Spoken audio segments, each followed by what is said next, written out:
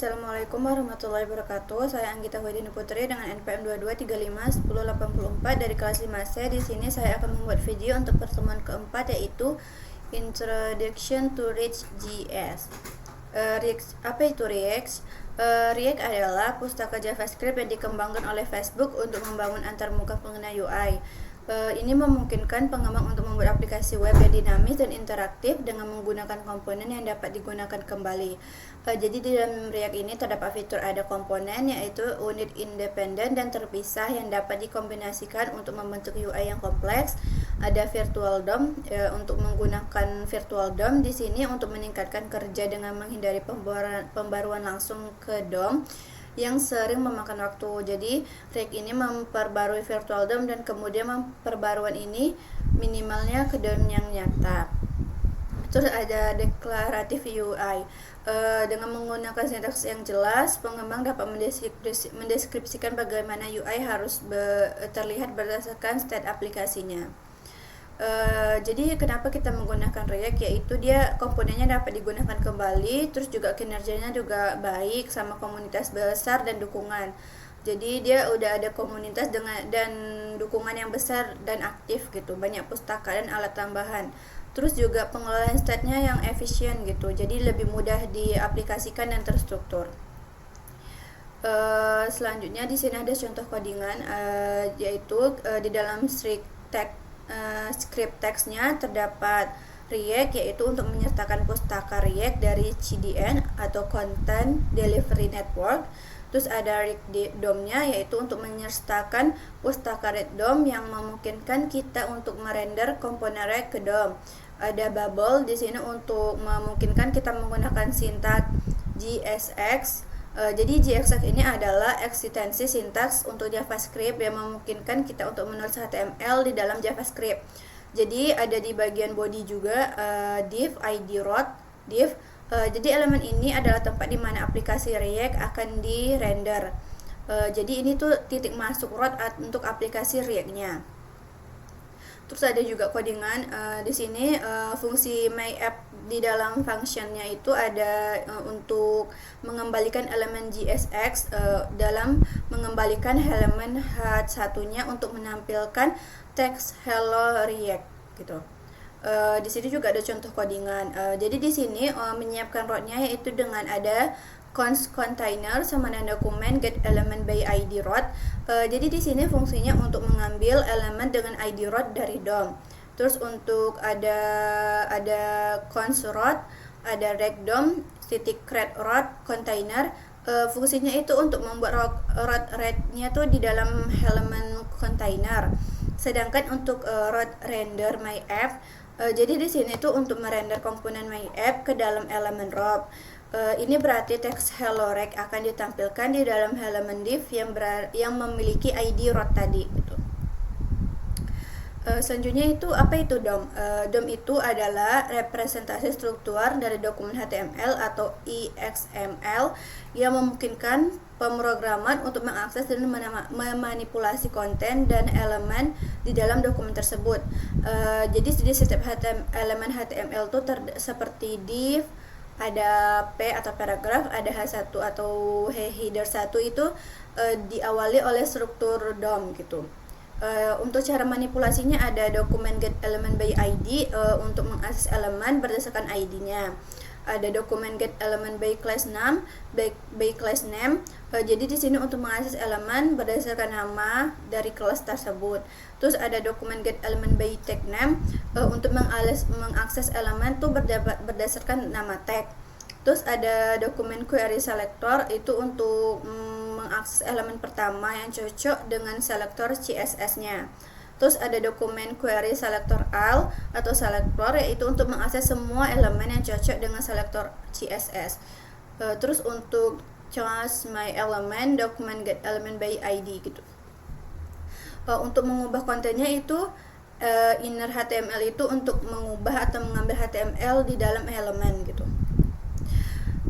Bagaimana cara untuk menambahkan atau menghapus elemen? Jadi kita bisa menggunakan append child itu untuk menambahkan node baru sebagai anak terakhir dari elemen. Sedangkan untuk remove child itu untuk menghapus node dari anak dari elemen. ada insert before, new node, reference node. Jadi di sini tuh berfungsi untuk menyisipkan node baru sebelum node itu direferensi. Kalau untuk mengubah gaya dan kelas itu ada style untuk mengubah gaya linen dari elemen, sedangkan untuk class list itu untuk menambah, menghapus atau memeriksa kelas CSS dari elemen. Mengapa memanipulasi dari DOM itu penting? Jadi itu tuh bisa mengubah konten halaman tanpa memuat seluruh halaman. Terus untuk mengimplementasikan interaktivitas seperti menampilkan atau menyembunyikan elemen, mengubah dan menangani event. Misalnya itu contohnya kayak klik tombol gitu. Terus di sini juga berfungsi untuk mengubah gaya dan kelas elemen secara dinamis. Selanjutnya itu ada paradigma imperatif dan paradigma deklaratif. Jadi di sini dalam programan imperatif yaitu pengembang memberikan instruksi eksplisit kepada komputer tentang bagaimana melakukan sesuatu. Ini melibatkan pengendalian alur program mulai dari pertanyaan, pernyataan, atau kontrol alur seperti untuk dari kondisi atau loop. Sedangkan untuk karakteristiknya yaitu dia harus dikerjakan langkah demi langkah.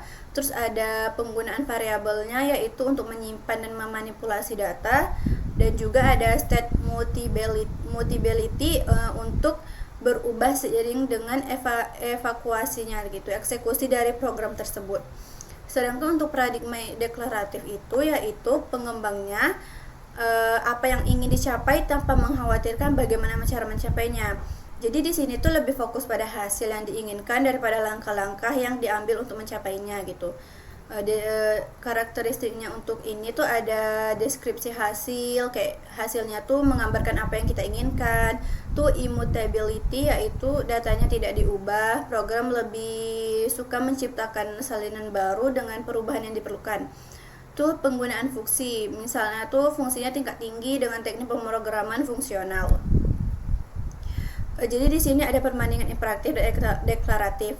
Jadi di sini ada pendekatan imperatif itu menyatakan bagaimana melakukan tugas, sedangkan untuk deklaratif itu menyatakan apa yang ingin dicapai.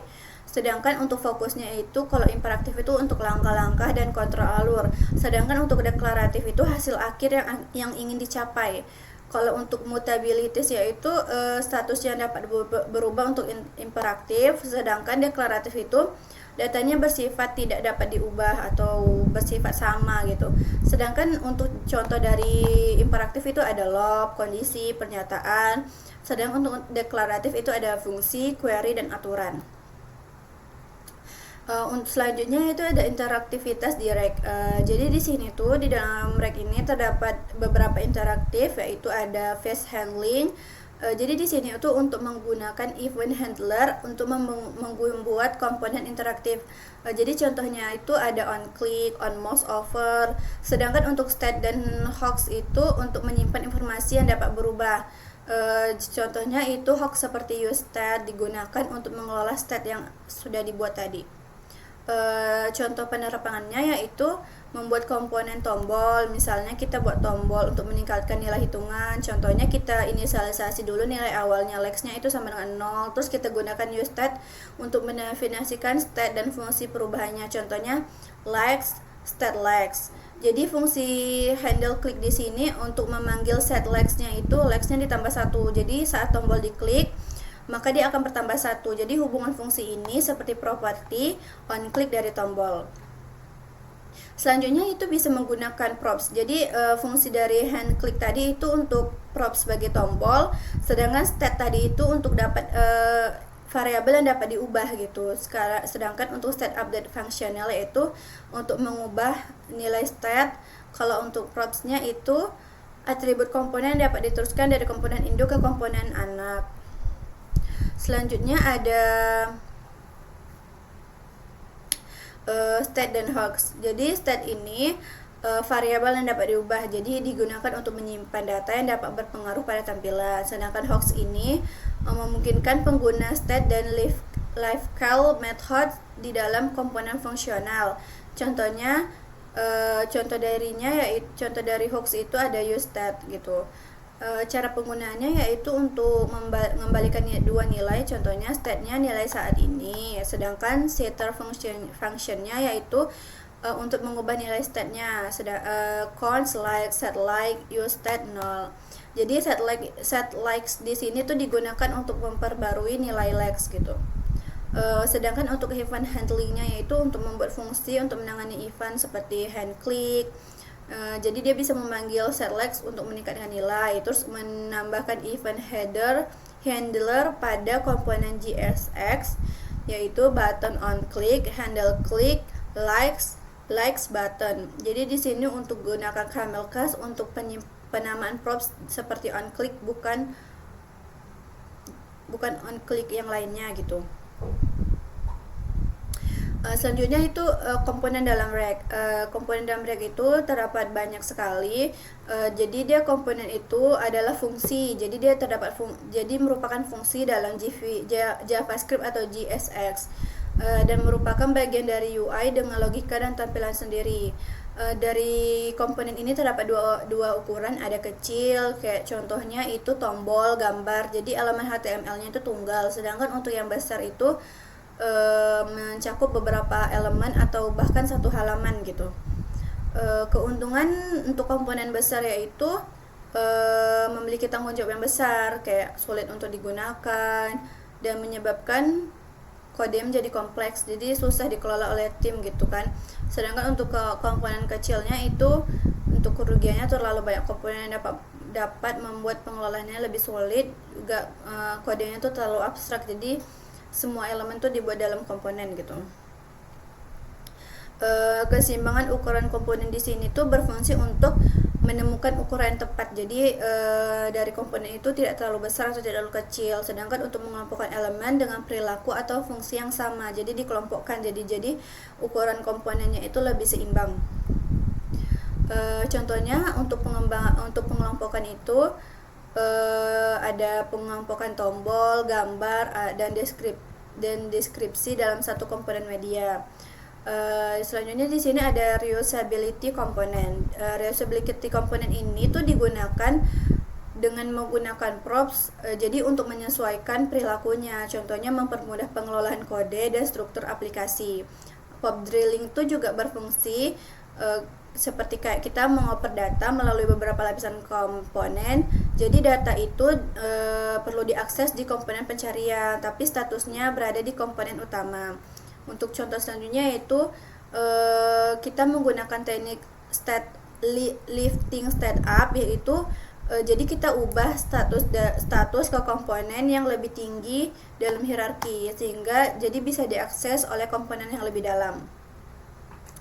Terus lanjutnya ada lifting step up. Jadi lifting step up ini tuh berfungsi untuk pindahkan status anime dari komponen list ke komponen utama. Terus untuk pop drilling. Jadi pop drilling ini tuh kita tuh berfungsi untuk mengoper data melalui beberapa lapisan komponen. Jadi datanya ini tuh perlu diakses di komponen pencarian, tetapi statusnya tuh berada di utama, tetapi statusnya tuh berada di komponen utama gitu, ada di komponen main. Jadi untuk menyelesaikan masalah ini tuh kita menggunakan teknik lifting state up, yaitu memindahkan status ke komponen yang lebih tinggi dalam hierarki. Jadi bisa diakses atau diolah oleh komponen yang lebih dalam. Selanjutnya di sini ada refactoring aplikasi. Di sini tuh berfungsi untuk menggabungkan komponen. Jadi kita menggabungkan komponen yang mirip. Contohnya itu ada list box, select box. Jadi disatukan menjadi komponen generik. Implementasinya itu kita gunakan pop children untuk mengelola konten yang kita buat tersebut. Jadi di sini juga terdapat beberapa masalah gitu untuk pop drilling, yaitu karena tuh aplikasinya tuh banyak lapisan komponen. Misalnya jika kita punya 10 atau lebih komponen bertingkat, itu kita tuh lebih susah untuk mengoper props dari atas ke bawah gitu.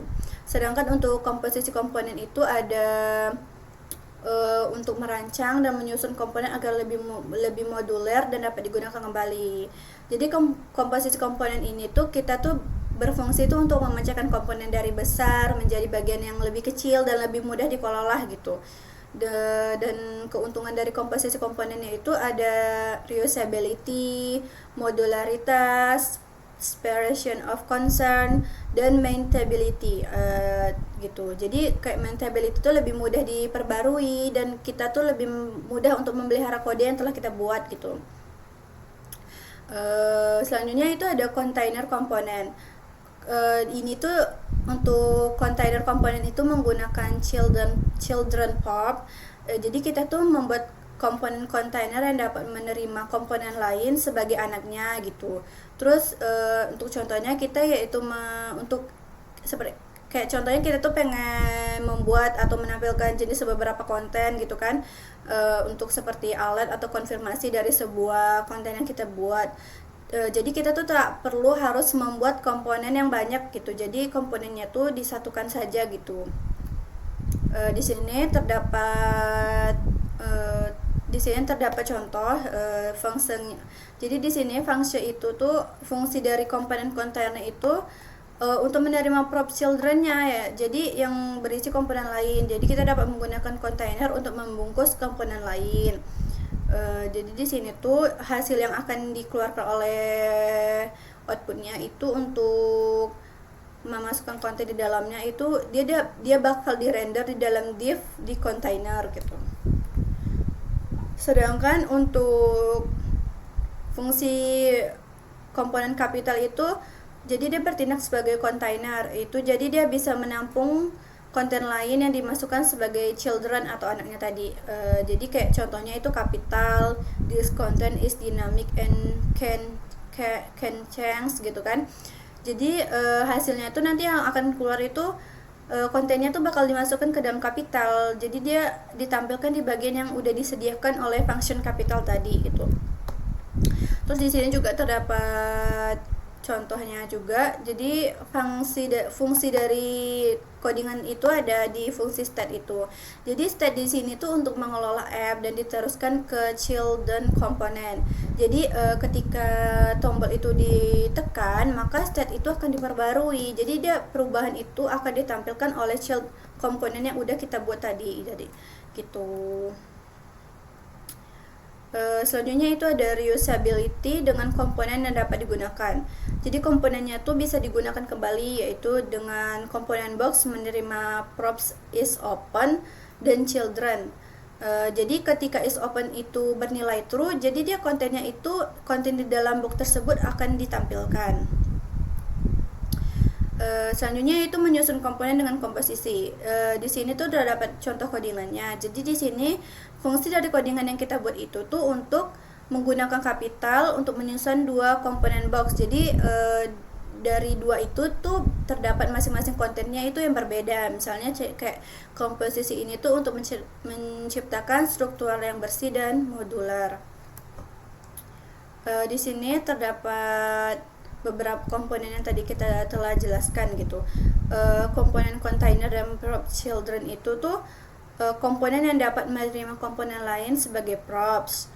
Terus untuk komponen untuk mengelola state itu dia itu untuk dalam pengembangan aplikasi, dia sebagai pengelola state di berbagai komponen. Jadi dia dapat mempermudah pengelolaan data. Sedangkan untuk penggunaan komponen container untuk komposisi itu bisa memudahkan untuk membuat struktur komponen yang lebih bersih dan modular. Di sini tuh terdapat kategori komponen. Kategori komponen itu ada 3. Yang pertama itu komponen presentational.